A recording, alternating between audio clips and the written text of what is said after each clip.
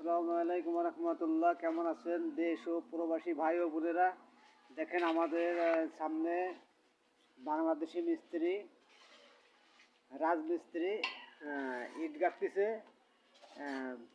কি দিয়ে বোর্ড দিছে দেখেন, এই যে বালি দিয়ে আটায়, এটা তো জুড়ো বালি দিয়ে আটাচ্ছে দেখতেছি, কোনো নাই।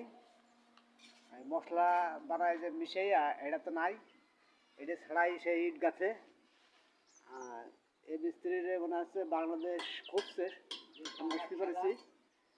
আর ওই যে মুরব্বী আছে আমাদের সামনে, ওই মুরব্বী ঠিক মতন বালি চলে দেয় নাই, এর জন্য জুড়ো বালি দিয়ে সে বোর্ড দিয়ে চেষ্টা করছে ইট গাঁথার জন্য। খুবই সুন্দর দেখা যাচ্ছে মনে হচ্ছে। হয়তো এটাই মনে হয়, হয়তো মিস্ত্রি মনে করছে যে টেকসই হবে এই গাঁথনি। আশা করি আপনারা বুঝতে পারছেন যে আমাদের এই মিস্ত্রি বাংলাদেশ বিদেশে চ্যালেঞ্জ করে এই ইটগুলো গাঁথছে। দেখেন খুব সুন্দর মসৃণ করে সে ইটগুলো গাঁথছে, এই মুহূর্তে দেখা যাচ্ছে। তার গতি দেখে মনে হচ্ছে যে খুবই সুন্দর সে ইট গাঁথতে পারে। এই মুহূর্তে আমার ভিডিওটা শেষ করছি।